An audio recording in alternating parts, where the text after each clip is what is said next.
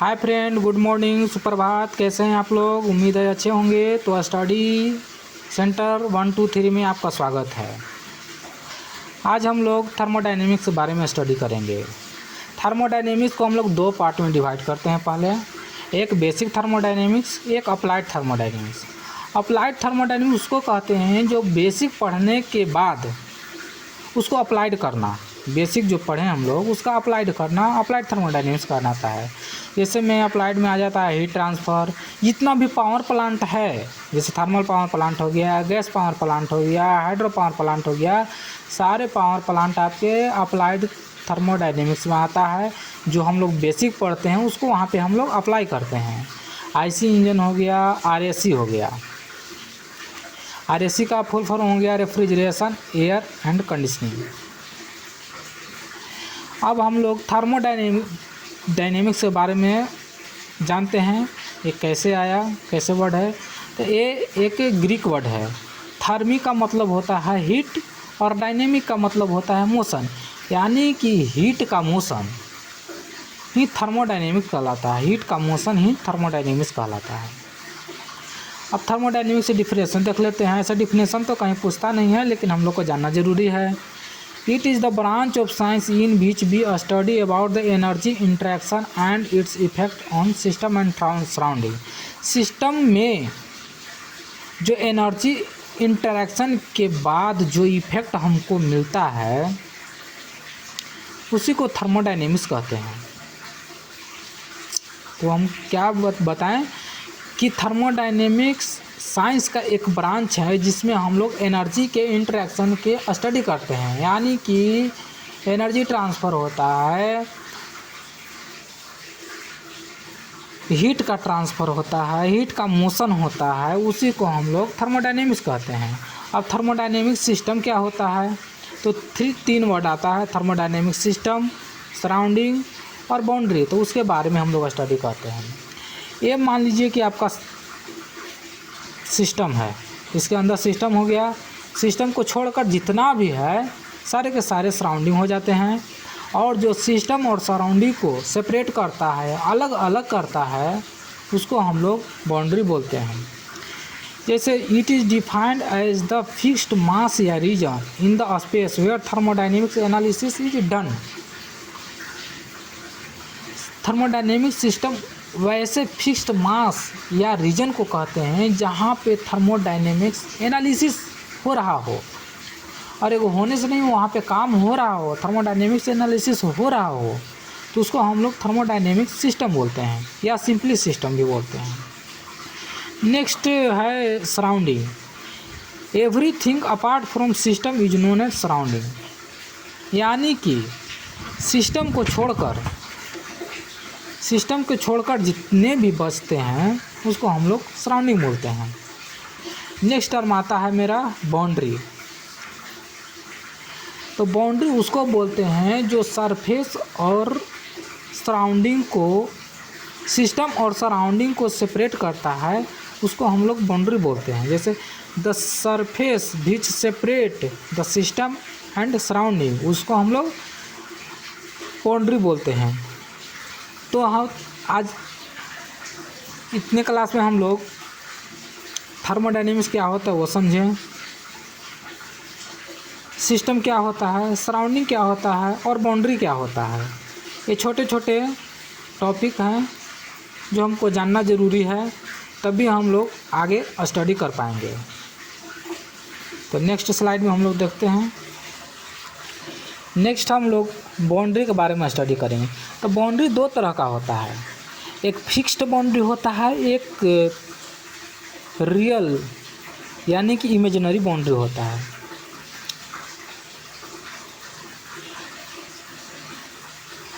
Piston and cylinder arrangement में यहाँ पे boundary it can be fixed या movable, it can be real या इमेजिनरी। तो पिस्टन सिलेंडर अरेंजमेंट में हम लोग का मूवेबल आ जाता है, यानी कि ऊपर से नीचे क्या होता है, मूव करता है। जैसे पिस्टन यहाँ पे है, यहाँ पे आ गया, यहाँ पे आ गया, यहाँ पे आ गया, इस तरह से मूव करता है, तो इसको हम लोग मूवेबल बाउंड्री कहते हैं।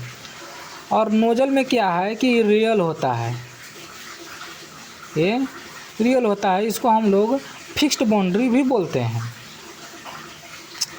तो दो टर्म है, एक पिस्टन सिलेंडर अरेंजमेंट और एक नोजल अरेंजमेंट। तो ये छोटी सी क्वेश्चन पूछ देता है कि कौन मूवेबल बाउंड्री है और कौन फिक्स बाउंड्री है, तो इससे हम लोग पता कर सकते हैं। अब टाइप्स ऑफ सिस्टम, सिस्टम भी है ऐसे 3 तरह का होता है, ओपन सिस्टम, आइसोलेटेड सिस्टम और क्लोज सिस्टम। ओपन सिस्टम में मास और एनर्जी दोनों का ट्रांसफ़र होता है। आइसोलेटेड सिस्टम में मास और एनर्जी किसी का भी ट्रांसफ़र नहीं होता है। और क्लोज सिस्टम में एनर्जी का तो ट्रांसफ़र होता है पर मास का ट्रांसफ़र नहीं होता है। इसे हम लोग सिंपली में समझ सकते हैं। यहाँ पे एक कप है, कप में चाय रखा हुआ है, एक ढका हुआ है, तो एक क्लोज सिस्टम हो गया। क्लोज सिस्टम का मतलब कि इसमें से एनर्जी तो ट्रांसफ़र हो रहा है लेकिन मास ट्रांसफ़र नहीं हो रहा है। सेकंड है, कप है, इसमें चाय है लेकिन इसमें ये क्या है, ओपन है, तो इसमें एनर्जी और मास दोनों का ट्रांसफ़र हो रहा है, तो इसको हम लोग ओपन सिस्टम बोल देंगे, इसको क्लोज सिस्टम बोल देंगे। तो आई होप आप लोग को समझ में आया होगा टाइप्स ऑफ सिस्टम। अब नेक्स्ट है आपको प्रॉपर्टी ऑफ सिस्टम। तो प्रॉपर्टी थर्मोडायनेमिक्स में 2 तरह का प्रॉपर्टी होता है। एक होता है इंटेंसिव प्रॉपर्टी और एक होता है एक्सटेंसिव प्रॉपर्टी। तो इसमें हम लोग सिंपली ज़्यादा कुछ नहीं जानना है, इंटेंसिव और एक्सटेंसिव। जैसे क्वेश्चन में आता है कि एनर्जी कौन सा प्रॉपर्टी है, एक्सटेंसिव प्रॉपर्टी है या इंटेंसिव प्रॉपर्टी है, तो वो हम मतलब कि पकड़ने का रूल बता देंगे, कैसे आप लोग पकड़ सकते हैं कि कौन इंटेंसिव प्रॉपर्टी है और कौन एक्सटेंसिव प्रॉपर्टी है।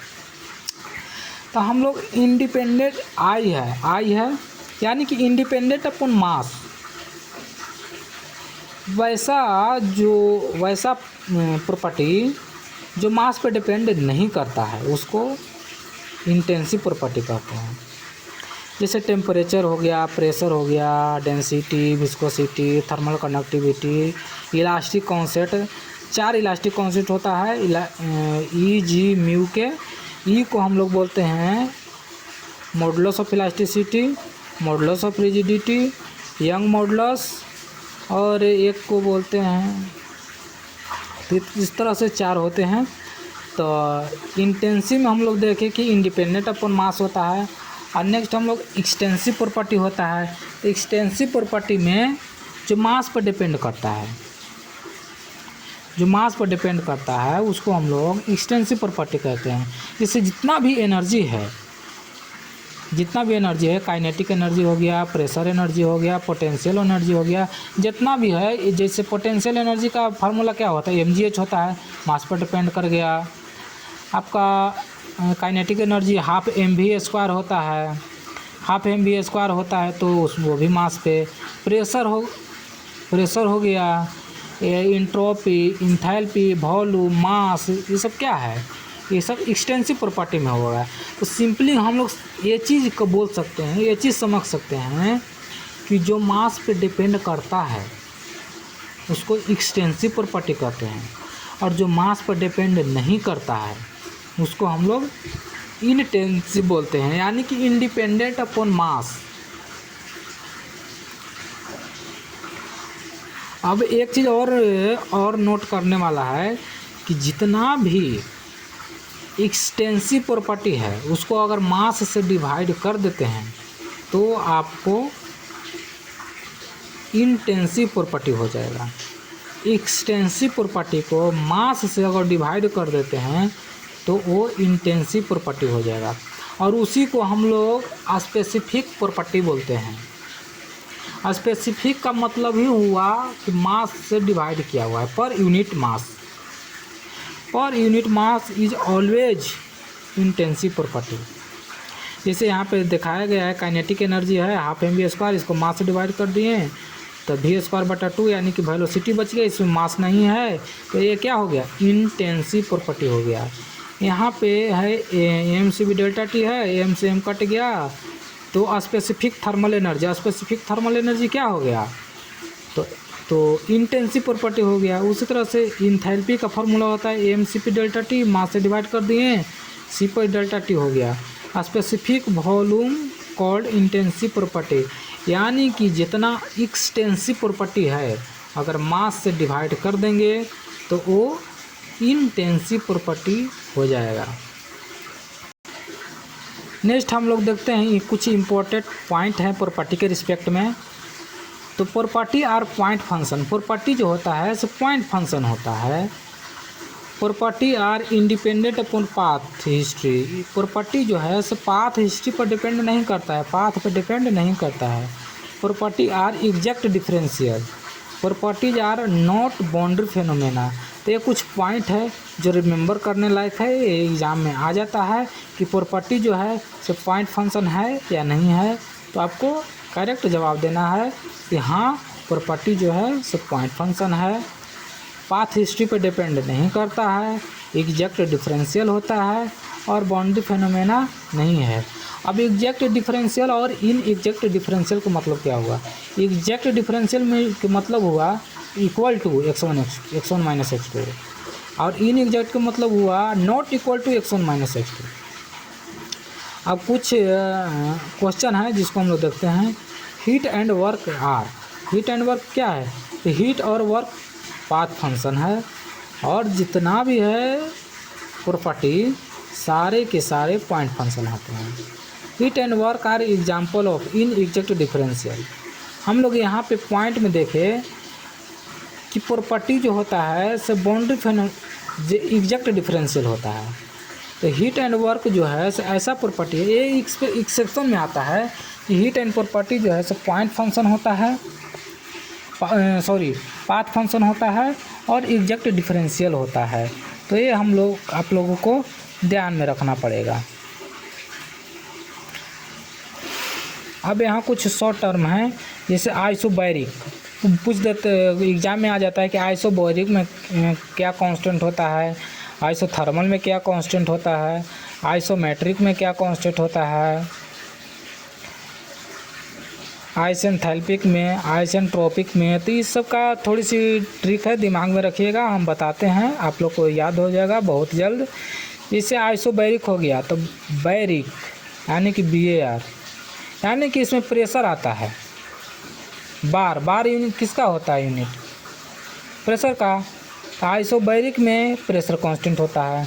थर्मल यानी कि टेम्परेचर के बारे में स्टडी करता है। तो आइसोथर्मल के में हो गया आपको क्या कांस्टेंट रहेगा? टेम्परेचर कांस्टेंट रहेगा। आइसोमेट्रिक में क्या हो जाएगा? आपको वॉल्यूम कांस्टेंट हो जाएगा।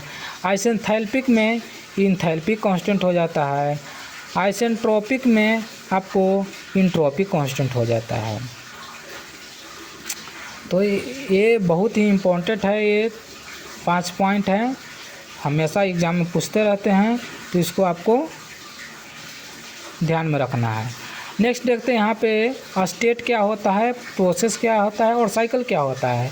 ये सब बेसिक चीज़ है, ये जानने के बाद ही आपको आगे थर्मोडायनेमिक्स समझ में आएगा। तो इसको अच्छे से समझ लीजिएगा।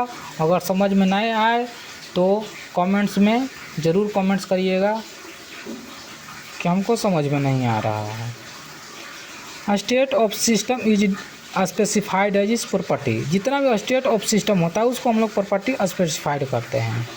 इफ़ एनी प्रॉपर्टी चेंज यानी कि स्टेट चेंज, प्रॉपर्टी चेंज का मतलब हो गया क्या? State change. नेक्स्ट है process, the series of state through the system passes called process. Cycle, a series of state change such that final state is identical with initial state is known as cycle. जैसे यहाँ पे हम लोग समझ सकते हैं कोई भी ये क्या हो गया? स्टेट हो गया और बहुत सारे स्टेट को मिला के हम लोग प्रोसेस बनाते हैं और बहुत सारे प्रोसेस को मिलाकर हम लोग साइकिल बनाते हैं। तो सिंपली भाषा में हम लोग समझ सकते हैं स्टेट एक पॉइंट हो गया, प्रोसेस बहुत सारे स्टेट को मिलाकर एक प्रोसेस बनता है और बहुत सारे प्रोसेस मिलाकर हम लोग साइकिल बनता है। जैसे फिर आगे हम लोग पढ़ेंगे कार्नोट साइकिल, डीजल साइकिल, बहुत सारे साइकिल हैं, ड्यूअल साइकिल। तो हम लोग स्टडी करेंगे। तो ये सब अगर अच्छा से आपको ध्यान में रहेगा तभी आगे समझ में आएगा। अब यहाँ पे एक हम लोग छोटे से साइकिल को लेकर समझाने का कोशिश करते हैं, तो समझने का आप लोग कोशिश करिएगा। जैसे ए हो गया, A1 से 2, 2 से 3, 3 से 4, 4 से 1, यानी कि क्लॉकवाइज डायरेक्शन, क्लॉकवाइज साइकिल है, ये क्लॉक में घूम रहा है घड़ी के डायरेक्शन में, तो इसको हम लोग क्लॉकवाइज साइकिल बोलेंगे। या वर्क प्रोड्यूसिंग साइकिल, जो जितना भी क्लॉकवाइज साइकिल होता है वर्क प्रोड्यूसिंग साइकिल होता है, और जितना भी एंटी क्लॉकवाइज साइकिल होता है वर्क एब्जॉर्ब करता है, वर्क एब्जॉर्बिंग। ये वर्क प्रोड्यूसिंग और वर्क ऑब्जॉर्बिंग क्या होता है आगे आप लोगों को अच्छे से समझ में आएगा, ये सब बेसिक है। आगे इस सब के बारे में बहुत अच्छे से स्टडी करना है। वर्क प्रोड्यूसिंग क्या होता है, वर्क ऑब्जर्विंग क्या होता है। यहाँ देखिए प्रोसेस 1 से 2 क्या हो गया, एक प्रोसेस हो गया। 2 से 3 वो एक प्रोसेस, 3 से 4 एक प्रोसेस, 4 से 1 एक प्रोसेस। अब इसी को मिला के हम लोग साइकिल बनाते हैं। हम पीछे बताए हैं कि प्रोसेस को मिलाकर, बहुत सारे प्रोसेस को मिलाकर एक साइकिल बनता है। तो 1 2 3 4 1 एक क्या हो गया, साइकिल हो गया। अब प्रोसेस दो तरह का होता है, क्वासी स्टैटिक प्रोसेस और non quasi static process. Quasi static में होकर almost change, state of change negligible होता है, बहुत कम। यानी कि हम लोग 1 साल में 1 मीटर चल रहे हैं, आगे बढ़ रहे हैं, तो क्या हुआ, बहुत कम चेंज हुआ, नेग्लिजिबल चेंज हुआ, तो उसको क्वासी स्टैटिक बोलते हैं। और नॉन क्वासी स्टैटिक का मतलब change in state considerable fast. हम लोग 5 मिनट में 10 मीटर चल दिए, तो क्या हो गया, कंसिडरेबल हो गया, कंसीडर हो गया। और थोड़ा सा चले उसको कंसीडर नहीं किए, कंसिडरेबल नहीं हुआ। All real process are reversible in nature. Reversible क्या होता है और इरिवर्सिबल क्या होता है हम लोग आगे स्टडी करेंगे।